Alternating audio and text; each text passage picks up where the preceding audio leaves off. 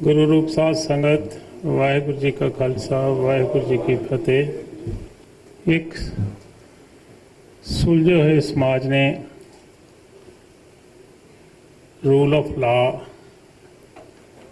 Society को दिता है, जिहदा मतलब है कि हर एक दी कानून के अनुसार जिहड़ी उन्हें इंसाफ दिता जाएगा। साडे को भी बहुत साडे को मतलब इंडिया के कोल बहुत सोहने कानून ने, जिन्हां तो सब तो वड्डी किताब कॉन्स्टिट्यूशन ऑफ इंडिया है। उहदे च बहुत सुहानियां गल्लां कईयां ने कि हर कोई अपनी जायदाद रख सकेगा, उन्होंने खुल के अपने ख्याल दसन दी जिहड़ी है आज़ादी होएगी। उहदे हक जिहड़े ने वो कानूनी तौर पर खोए जा सकणगे, गैर कानूनी नहीं की जा सकेगी। जिस तरह के जे किसी ने कोई क्राइम किया है तो उन्होंने कानून अनुसार ही जिहड़ी सज़ा दी जाएगी। लेकिन ये सारियां गल्लां जिहड़ियां ने ये खास करके माइनॉरिटीज़ ने जिहड़े इंडिया दे विच ते उन्हां दे विच सिख साहबान भी आ जांदे ने।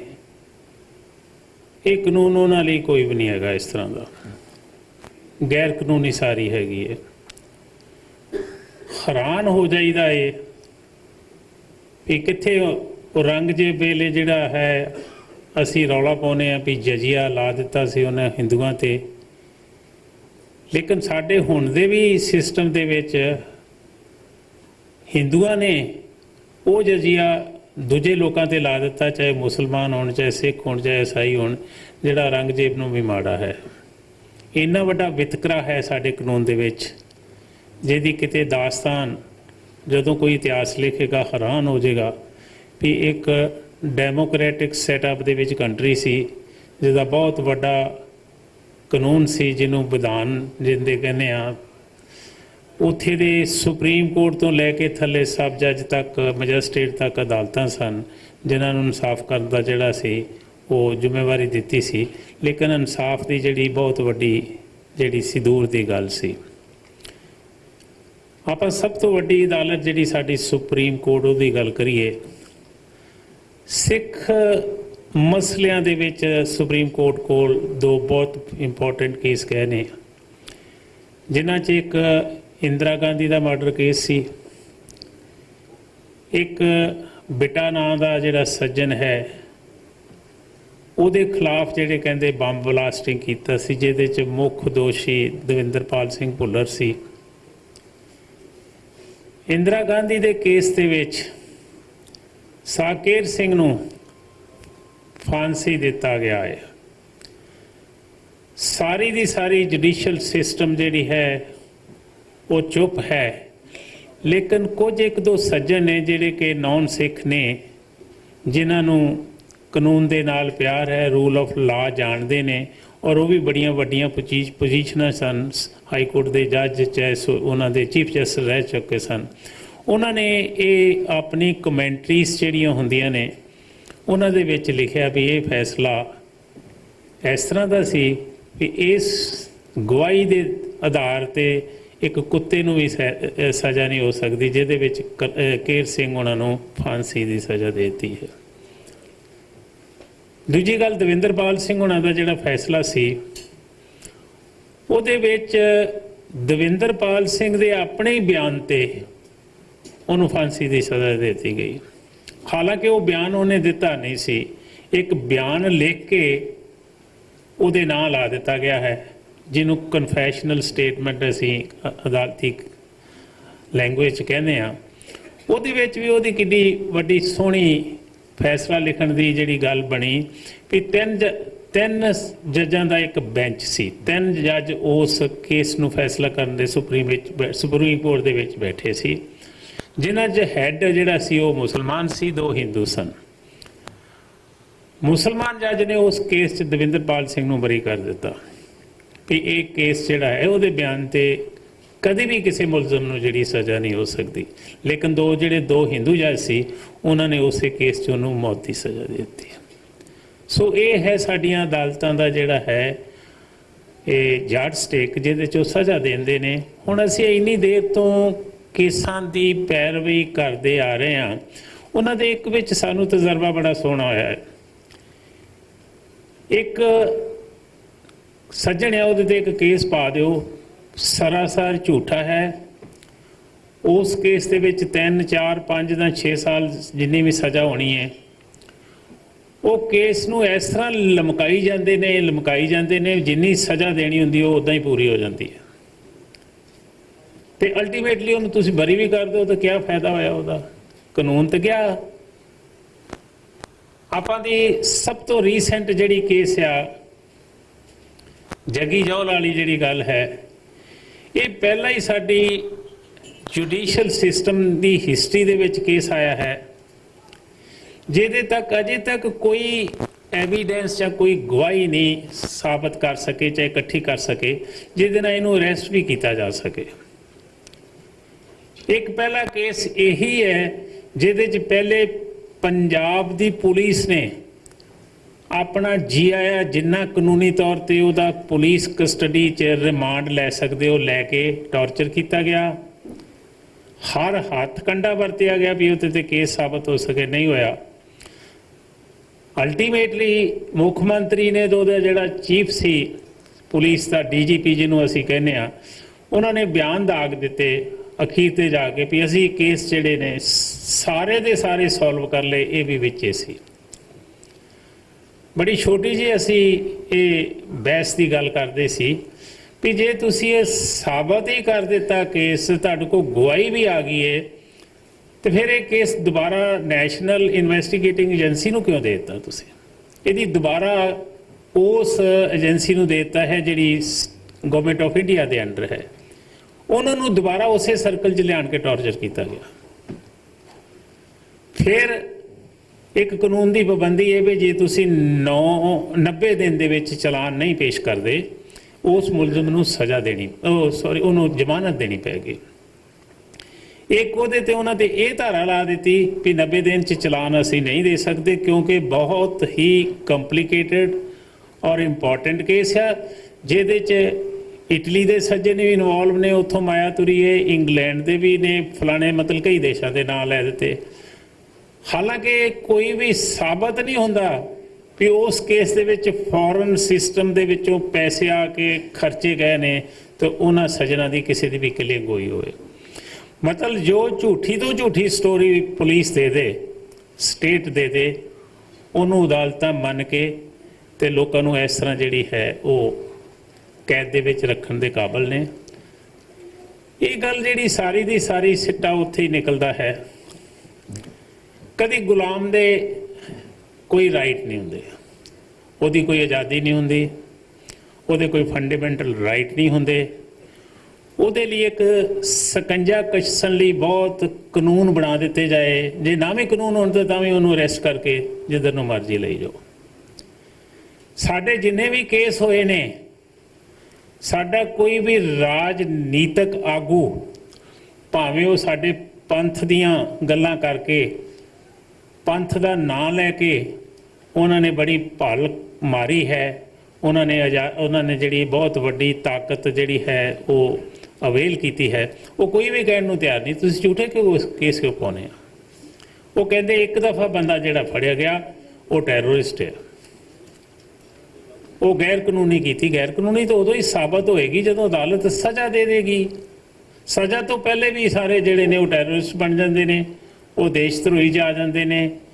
ਉਹਨਾਂ ਲਈ ਜਿਹੜਾ ਹੈ ਕੋਈ ਵੀ ਅਦਾਲਤ ਜਿਹੜੀ ਹੈ ਇਹ ਸੁਣਵਾਈ ਕਰਨ ਨੂੰ ਤਿਆਰ ਨਹੀਂ। ਇਹ ਜਿਹੜੇ ਇਨੋਸੈਂਟ ਨੇ, ਜਿਹੜਾ ਕਿ ਲਾਅ ਪ੍ਰਜ਼ਿਊਮ ਕਰਦਾ ਹੈ ਕਿ ਜਿੰਨਾ ਚਿਰ ਕਿਸੇ ਨੂੰ ਸਜ਼ਾ ਨਾ ਦਿੱਤੀ ਜਾਵੇ ਉਸ ਤੋਂ ਪਹਿਲੇ ਉਹ ਜਿਹੜਾ ਇਨੋਸੈਂਟ ਹੋ ਸਕਦਾ, ਉਹਨੂੰ ਤੁਸੀਂ ਕਹਿ ਨਹੀਂ ਸਕਦੇ ਵੀ ਇਹ ਗਿਲਟੀ ਹੈ।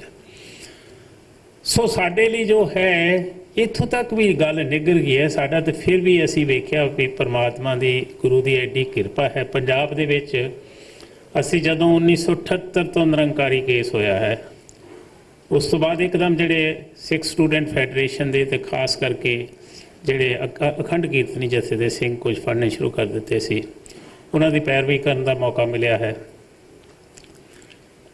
ਇੱਕ ਸੱਜਣ ਦੇ 3-3 4-4 केस उस ही फैक्ट्स से उस ही स्टोरी ते बना के तो उन्होंने बाहर नहीं आउण दिता गया। उन्हां दी जिहड़ी हैगी आ कैद दे विच रखना एक माहौल जिहा बन गया सी अदालतां दी, एक माहौल ही इस तरह का पैदा बन गया सी। वो जिहड़ी गल है परपैचुएट कर रही जां वो चलदी रही है, वो चलन दे नाल पुलिस की अजे भी इस तरह की पावरफुल लॉबी है भी वो जो गलत तरीके दे नाल कर देण वो बिल्कुल ठीक है। तुसी गुरु ग्रंथ साहब की बेअदबी के बारे सारे जानते हैं, बरगाड़ी केस की गल कर लीए या बाकी दे थावां की कर लीए, उत्थे मुलजम इन्हां नूं पता कौन ने, उन्हां नूं फड़न नूं तैयार नहीं। सिखां दे नौजवान मुंडे फड़ ले जांदे ने, उन्हां ते केस जिहड़ा है झूठा पा के उन्हां दी जिहड़ी हैगी आ टॉर्चर कीता जांदा है। और स्टोरी ये देती दी जाती है भी इत्थों जी आस्ट्रेलिया तो कुछ पैसे चले सी, फलाने मुंडे नूं आए सी, उस पैसों नाल जिहड़ी है गुरु साहब की बेअदबी हो रही है। दूजे दिन एकदम आ जाता आस्ट्रेलिया तो बयान भी ये तो 40,000 रुपया मैं फलाने अपने दोस्त नूं भेजिया सी क्योंकि वो बीमार सी, चाहे उसकी माता बीमार सी, उन्होंने मदद के तौर पर भेजी सी। एक DGP लैवल का बंदा ये झूठा बयान दे रहा कि ये पैसे बाहरों आए ने ते इस करके गुरु ग्रंथ साहब की बेअदबी लई वरते गए ने। दूजे दिन ये बयान आ जाता आस्ट्रेलिया तो, किसी को कोई ये कंसर्न नहीं भी एडा बड़ा DGP दे लैवल का आदमी एडा बड़ा झूठ बोल दे, उसदे लई कोई कानून नहीं है। सो समय की गल है, समा इस तरह का है। आप एक नहीं हज़ारां केस ने जिहदे च सिख साहबानां नूं बड़ी बुरी तरह फसाया गया। नतीजा कोई भी होवे, नतीजा जिहड़ा है उहदे चों निकलदा ही कुछ नहीं, बड़ी वड्डी परेशानी का जिहड़ा कारण बनदा उन्हां परिवारां लई। हैरान है असीं जे किते उन्हां परिवारां नूं केस अपनी लैवल ते लड़ने पै जांदे, शायद उन्हां दी पहुंच तो बाहर सी। बड़े पैसे लगदे ने, पुलिस वाले कोई किसी का दरेक नहीं करते, एक हाथ पैसे लई जांदे ने, दूजे हाथ झूठा केस बनाई जांदे ने, मोरैलिटी का ना ही नहीं कोई। सो इसके बावजूद भी सिख परिवारों ने बड़ी वड्डी जिहड़ी हैगी गुरु की मानता के अनुसार ये सारा जिहड़ा है तशद्दद चलिया है, अजे भी चल रहे ने। जिहड़ी हैगी आ सोसाइटी दे विच कोई साडी बांह फड़न नूं तैयार नहीं।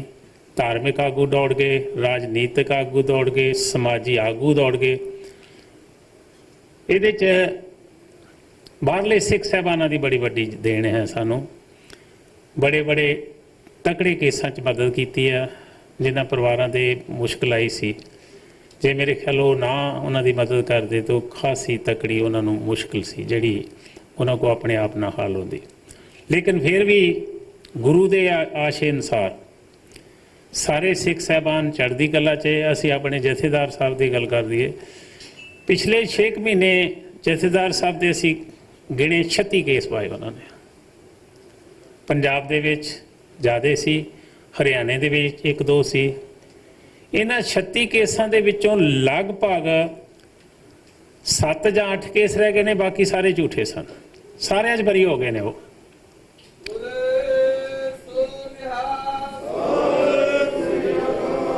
सिर्फ 36 केस इसे करके पाए गए कि ये बाहर ना आ सकन। किस तरह एक केस खत्म होंदा दूजा शुरू कर देंगे, दूजा खत्म होंदा तीजा शुरू कर देंगे, तीजा चौथा शुरू कर देंगे। मतलब ये एक रकम का गैर कानूनी दी एक ठप्पा लाने वाली गल है। ये सब तो वड्डी गैर कानूनी की आ भी जथेदार साहब ते दिल्ली दे 3 केस सन, वो 3 जो बरी हो गए। इंडिया दे विच कोई ऐसा कानून नहीं भी जिस स्टेट दे विच किसी ते कोई केस नहीं हैगा उहदे विच रख सकीए। दिल्ली स्टेट सैपरेट स्टेट है, उन्हां ते केस पेंडिंग ने पंजाब दे विच। असीं सारी दुनिया का जोर ला चुके हैं, कदी केजरीवाल को धक्के खाधे, कदी होर किसी राजनीतिक सिस्टम दे विच धक्के खाधे, अदालतां दी दरवाजे खड़काए, हाई कोर्ट तो लैके सुप्रीम कोर्ट तक। झगड़ा उत्थे दा उत्थे है, उन्होंने कहते उन्होंने भेजण नूं तैयार ही नहीं कोई पंजाब दे विच। तां कि साडा एक कंसर्न सी भी पंजाब दे विच आउंदे ने, पंजाब दे लोग जिहड़े ने इन्ना उन्हां नूं प्यार करदे ने, ਉਹਨਾਂ ਦੇ ਨਾਲ ਸਮਾਜੀ ਤੌਰ ਤੇ ਲੋਕ ਮਿਲਣਗੇ ਤੇ ਕੁਝ ਉਹਨਾਂ ਨੂੰ ਫਾਇਦਾ ਹੋਏਗਾ, ਕੁਝ ਲੋਕਾਂ ਨੂੰ, ਖਾਸ ਕਰਕੇ ਨੌਜਵਾਨ ਵਰਗ ਨੂੰ। ਇਹ ਬੜੀ ਵੱਡੀ ਤਮੰਨਾ ਹੈ ਵੀ ਅਸੀਂ ਜਥੇਦਾਰ ਸਾਹਿਬ ਦੇ ਦਰਸ਼ਨ ਕਰਨੇ ਆ। ਜਦੋਂ ਕਦੇ ਅਸੀਂ ਦਿੱਲੀ ਗਏ ਆ ਪੇਸ਼ੀ ਤੇ ਉਹਨਾਂ ਨੂੰ ਬਾਹਰ ਲਿਆਉਂਦੇ ਸੀ, ਬਾਹਰ ਅਦਾਲਤ ਦੇ ਲਾਈਨ ਲੱਗੀ ਹੁੰਦੀ ਸੀ, ਕਈ ਦਫਾ ਸੈਂਕੜੇ ਲੋਕ ਜਿਹੜੇ ਬੀਬੀਆਂ ਆਪਣੇ ਬੱਚੇ ਲੈ ਕੇ ਖਲੋਤੀਆਂ ਹੁੰਦੀਆਂ ਸੀ ਵੀ ਅਸੀਂ ਜਥੇਦਾਰ ਸਾਹਿਬ ਦੇ ਦਰਸ਼ਨ ਕਰਨੇ। ਹਾਲਾਂਕਿ ਗੱਲ ਨਹੀਂ ਸੀ ਕਰਨ ਦਿੰਦੇ ਉਹਨਾਂ ਨੂੰ ਕਿਸੇ ਨੂੰ, ਉਹ ਜਾਂਦਿਆਂ ਜਾਂਦਿਆਂ ਹੀ ਫੱਲੇ ਬੁਲਾਉਂਦੇ ਸੀ। ਸੋ ਕਾਨੂੰਨ ਗੱਲ ਹੈ, ਕਾਨੂੰਨ ਸਾਡੇ ਲਈ ਇਸ ਵੇਲੇ ਬੜਾ ਕਰੂਲ ਹੈ ਇੰਡੀਆ 'ਚ। ਸਾਡੇ ਲਈ ਉਹ ਕਾਨੂੰਨ ਹੈ ਜਿਹੜਾ ਕਿ ਅੰਗਰੇਜ਼ਾਂ ਵੇਲੇ ਵੀ ਨਹੀਂ ਸੀ। ਇੰਨੀ ਵੱਡੀ ਸਾਨੂੰ ਮਾਰ ਪਈ ਹੈ ਇਸ ਕਾਨੂੰਨ ਦੇ ਵਿੱਚ ਜਿੰਨੀ ਅੰਗਰੇਜ਼ਾਂ ਵੇਲੇ ਵੀ ਨਹੀਂ ਸੀ ਪਈ। ਸੋ ਸਾਡਾ ਇੱਕੋ ਹੱਲ ਹੈ ਰਾਜਨੀਤਿਕ, ਜਿਹਦੇ ਲਈ ਆਪਾਂ ਅੱਜ ਇਕੱਠੇ ਹੋਏ ਹਾਂ।